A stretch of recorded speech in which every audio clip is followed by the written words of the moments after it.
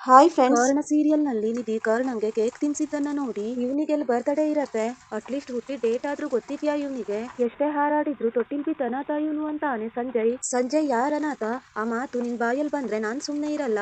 ತಮ್ಮನ್ ಕಣ್ಣಲ್ಲಿ ನೀರ್ ಹಾಕಿಸ್ತಾ drinks smoke ಮಾಡ್ಕೊಂಡು ಬೀದಿ ಬೀದಿ ಅಲ್ದಾಡ್ತೀಯಾ ಅಲ್ವಾ? ಸಂಬಂಧದ ಬೆಲೆ ಗೊತ್ತಿಲ್ದೇ ಇರೋ ನೀನು ಅನಾಥ ಅಂತ ಹಳೆ ನಿಧಿ.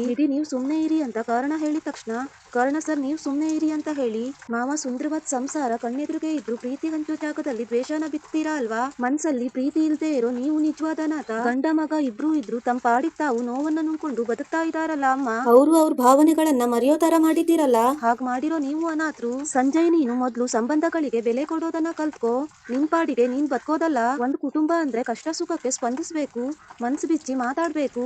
ಅದನ್ನ ಬಿಟ್ಟು ಆಸ್ತಿ ಹಣ ಅಂತ ಕೂಗಾಡ್ತೀಯಲ್ಲ. ನೆಮ್ಮದಿಯಾಗಿ ಬದುಕೋ ಕಲೆ ಗೊತ್ತಿಲ್ದೇ ಇರೋ ನೀವು ಅನಾಥರು. ಯಾವ ಸಂಬಂಧ ಇಲ್ದೇ ಇದ್ರು ನಿಮ್ ಮಾತಿನ ವಿಷ ನುಂಗ್ಕೊಂಡು ಇಡೀ ಕುಟುಂಬಕ್ಕೆ ಅಪ್ಪ ಅಮ್ಮನ ಸ್ಥಾನದಲ್ಲಿ ನಿಂತಿರೋದು ಈ ಕರ್ಣ ಸಾರು. ಒಂದ್ ಮಾತನ್ನ ನೆನ್ಪಿಟ್ಕೊಳ್ಳಿ, ಜನ್ಮ ಕೊಟ್ಟೋರೆಲ್ಲ ಅಪ್ಪ ಆಗೋಕಾಗಲ್ಲ. ಅನಾಥ ಆಗಿ ಹುಟ್ಟೋದು ವಿಧಿ ಬರಹ, ಆದ್ರೆ ಅನಾಥರಿಗೆ ರಕ್ಷಣೆ ಕೊಡೋದು ದೇವ್ರ ಗುಣ. ಕರ್ಣ ಸಾರು ಈ ಮನೆಗೆ ದೇವ್ರು.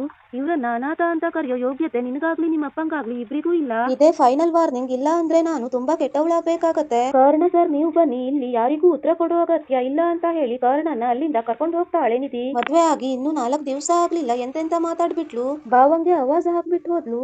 ಇನ್ನು ನಾವೆಲ್ಲ ಗಂಟು ಮೂಟೆ ಕಟ್ಕೊಂಡು ಹೊರಡೋಕೆ ರೆಡಿ ಆಗ್ಬೇಕಷ್ಟೇ ಅಂತ ಸುಮತಿ. ಅವಳು ಮಾತಾಡಿದ್ರಲ್ಲಿ ಒಂದು ಪದನು ತಪ್ಪಿರ್ಲಿಲ್ಲ. ಕರ್ಣನ ಅನಾಥ ಅಂತ ಕರಿಬೇಡಿ ಅಂತ ನಾನ್ ನಿಮ್ಗೆ ಎಷ್ಟು ಸಲ ಹೇಳಿದ್ದೀನಿ. ಚಿಕ್ಕ ವಯಸ್ಸಿಂದ ನಮ್ಮೆಲ್ರ ಜೊತೆ ಬೆಳ್ತಿರೋ ಕಂದ ಅವನು ಹೇಗ್ ನಿಮ್ಗೆ ಅನಾಥನ ಕಾಣಿಸ್ತಾನೆ? ಮನುಷ್ಯ ಆಗಿ ಹುಟ್ಟಿದ್ಮೇಲೆ ಮನ್ಸಲ್ಲಿ ಕರುಣೆ ಪ್ರೀತಿ ಅನ್ನೋದು ಸ್ವಲ್ಪನಾದ್ರೂ ಇರ್ಬೇಕು ಅಂತ ಲಚ್ಚಿ. ಮುಂದೇನಾಗತ್ತೋ ಅನ್ನೋ ಟೆನ್ಷನ್ ಒಬ್ರಿಗೂ ಇಲ್ಲ.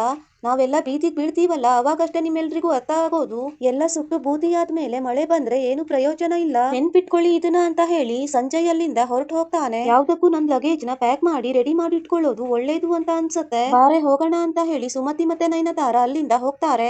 ಹಾಗೆ ರಮೇಶ್ ಕೂಡ ಹೋಗ್ತಾನೆ. ಮತ್ತೆ ಏನ್ ನಡೀತಾ ಇದೆ ಇಲ್ಲಿ? ಈ ಮಕ್ಕಳಿಗೆಲ್ಲ ಯಾವ ಕಾಲಕ್ಕೆ ನೆಮ್ಮದಿ ಸಿಗತ್ತೋ ಏನೋ ಅಂತಾಳೆ ಮಾಲ್ತಿ. ನಾನ್ ಇರೋವರೆಗೂ ಏನು ಹೆದರ್ಕೊಳ್ಳೋ ಅವಶ್ಯಕತೆ ಇಲ್ಲ ಅಂತ ಹೇಳಿ ಕಂದ ಅಂದ ಹಾಗೆ ಇವತ್ತು ಯಾರ್ದು ಬರ್ತಡೆ ಅಂತ ಹೇಳಿ ಲಚ್ಚಿ ರಾಧಿಕಾ ಹತ್ರ ಕೇಳ್ತಾಳೆ. ನಾನು ಅದನ್ನೇ ಯೋಚನೆ ಮಾಡ್ತಾ ಇದ್ದೆ ಅಜ್ಜಿ, ನನಗೂ ಗೊತ್ತಿಲ್ಲ ಅಂತಾಳೆ ರಾಧಿಕಾ. ಮಾಲ್ತಿ ನಿನಗ್ ಗೊತ್ತಾ ಅಂತ ಲಚ್ಚಿ ಕೇಳಿದ ತಕ್ಷಣ ಅತ್ತೆ ಕರ್ಣಂದಂತೂ ಅಲ್ಲ, ಇದಿದೆ ಇರಬಹುದು, ಆದ್ರೆ ಕೇಕ್ ಮಾಡೋವಾಗ ಏನು ಹೇಳಿಲ್ವಲ್ಲ ಅಂತಾಳೆ ಮಾಲ್ತಿ. ಆಗ ಲಚ್ಚಿ ರಾಧಿಕಾ ಒಂದು ದೊಡ್ಡ ಕೇಕ್ ಅನ್ನ ಆರ್ಡರ್ ಮಾಡು ಅಂದಾಗ ಕೇಕ ಈಗ್ಲ ಯಾಕಚ್ಚಿ ಅಂತ ಕೇಳ್ತಾಳೆ. ಮಾಡು ಹೇಳ್ತೀನಿ, ನನ್ಗ ಅದೆಲ್ಲ ಗೊತ್ತಿಲ್ಲ, ಇನ್ ಅರ್ಧ ಗಂಟೆಯಲ್ಲಿ ದೊಡ್ಡ ಕೇಕು ನಮ್ಮನೇಲಿ ಇರ್ಬೇಕು ಅಂತಾಳೆ ಲಚ್ಚಿ. ಸರಿ ಈಗ್ಲೇ ಆರ್ಡರ್ ಮಾಡ್ತೀನಿ ಅಂತ ಹೇಳಿ ರಾಧಿಕಾ ಕೇಕ್ ಅನ್ನ ಆರ್ಡರ್ ಮಾಡ್ತಾಳೆ.